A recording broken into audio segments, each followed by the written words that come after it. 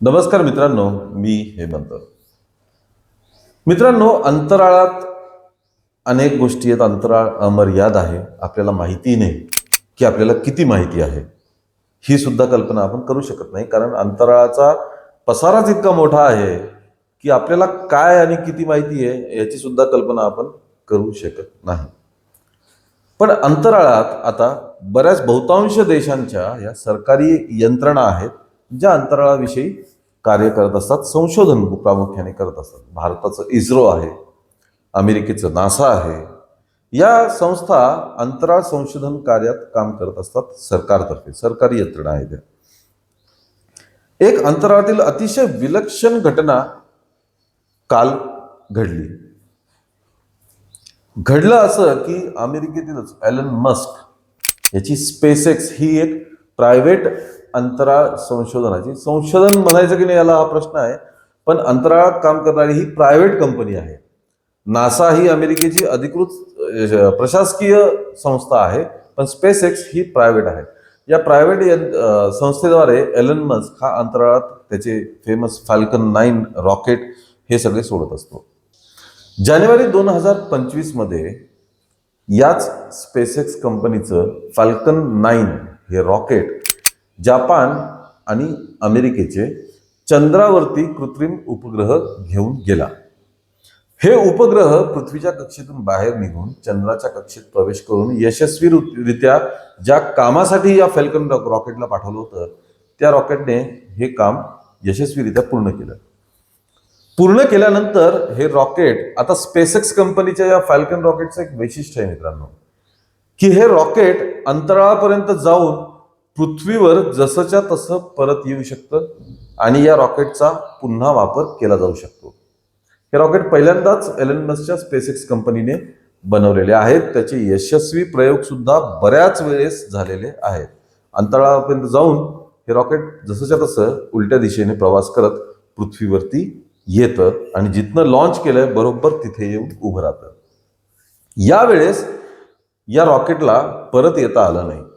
या रॉकेटने चंद्राच्या जवळ गेला आणि त्या मोहीम पूर्ण करून ते रॉकेट अंतराळात तरंगत राहिलं म्हणजे फिरत राहिलं अंतराळात. इकडून इकडे फिरत होतं. जवळजवळ 1.5 वर्ष हे रॉकेट अंतराळात फिरत राहिलं. आता ते वेळोवेळी आपली दिशा बदलू लागलं, कारण हे रॉकेट कंट्रोल्ड रॉकेट नव्हतं. म्हणजे पृथ्वीवरनं त्याला नियंत्रित कमी प्रमाणात केलं जात होतं, पण हे आता स्वतःच दिशा तो बदलत होता. शास्त्रज्ञांनी यापूर्वीच अंदाज हा व्यक्त केला होता की 5 ऑगस्टला हे रॉकेट, म्हणजे रॉकेट बनण्यापेक्षा रॉकेटचा वरचा भाग ज्याचं वजन तब्बल 4000 किलो इतकं होतं, हे रॉकेट 5 ऑगस्टला दुपारी 12:05 चंद्रावरती आदळेल. हे आधीच शास्त्रज्ञांनी सांगितलं होतं. त्याची दिशा, त्याचा वेग या सर्वांचा अभ्यास करून हे रॉकेट ताशी 8690 किलोमीटर प्रति तास या वेगाने फिरत होतं. 8690 किलोमीटर पर आवर. काय भयानक प्रचंड वेग, तुम्ही विचार करा. या वेगाने हे रॉकेट चंद्राकडे चाललं होतं. चंद्रावरील पश्चिम किनाऱ्यावरच्या आईन्स्टाईन क्रेटर, म्हणजे आईन्स्टाईन जो खड्डा आहे त्या खड्ड्याला नाव आईन्स्टाईनचं दिले गेलेलं आहे. आईन्स्टाईन क्रेटरच्या जवळ याची धडक बसली. या धडकेमुळे जवळजवळ 40 ते 50 फूट रुंद आणि 100 फूट खोल खड्डा चंद्रावरती पडलेला आहे. इतक्या मोठ्या प्रमाणात ही धडक झालेली. 8690 किलोमीटर म्हणजे महाप्रचंड वेग आहे. इतक्या वेगाने ते चंद्रावरती धडकलं. आता झालं काय की या दरम्यान चंद्रावरती आता बरेच सॅटेलाइट, ऑर्बिटर म्हणजे जे चंद्राच्या भोवती फिरणारं, आणि लँडर म्हणजे जे चंद्रावर उतरलं. 2 प्रकारचे सॅटेलाइट असतात. एक ऑर्बिटर जे चंद्राभोवती फिरत राहतं, एक लँडर जे प्रत्यक्षात चंद्रावरती उतरतं. मंगळावरती सुद्धा या 2 प्रकारचे सॅटेलाइट सध्या आहेत. एकही ऑर्बिटर त्या धडकेच्या जागेपासून जात नव्हतं. त्याच्यामुळे त्याचे प्रत्यक्षात धडक होतानाचे काही छायाचित्र अजून तरी मिळू शकले नाहीत.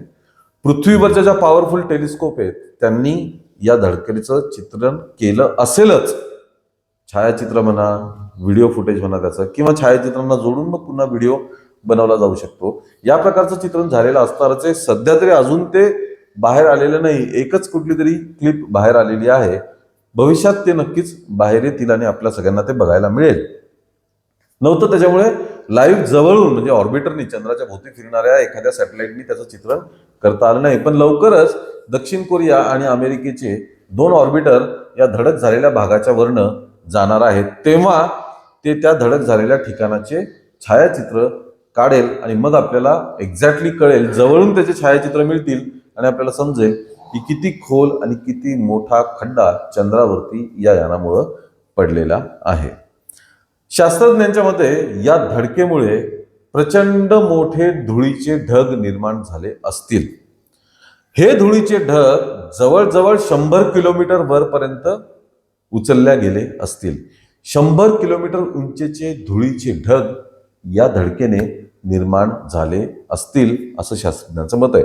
आता चंद्राला वातावरण नाही, तिथे वाहती खेळती हवा नाही, त्यामुळे हे ढग निर्माणही झाले असतील आणि ते बराच वेळ तिथे राहतीलही सुद्धा, कारण की चंद्रावरचं अतिशय विरळ वातावरण या ढगाला काहीच करू शकत नाही. ते धूळ जेव्हा आपोआप खाली बसेल तेव्हा ती बसेल.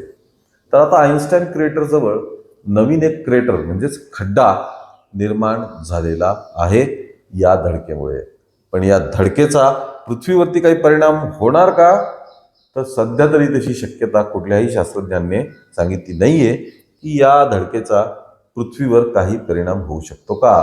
पण मानव निर्मित वस्तू याआधी 1-2 फक्त सॅटेलाइटच चंद्रावर धडकलेले आहेत, पण मोठी धडक एवढ्या मोठ्या गतीने एवढ्या मोठ्या वस्तूची चंद्रावरती, तीही मानव निर्मित वस्तूची, ही पहिल्यांदाच झालेली आहे. त्यामुळे भविष्यात याची छायाचित्र वगैरे आली तर आपण नक्कीच त्यावर सुद्धा चर्चा करूया. मित्रांनो, या घटनेबद्दल तुम्ही वाचला असेल, बोलला असेल तर नक्की कमेंट करा.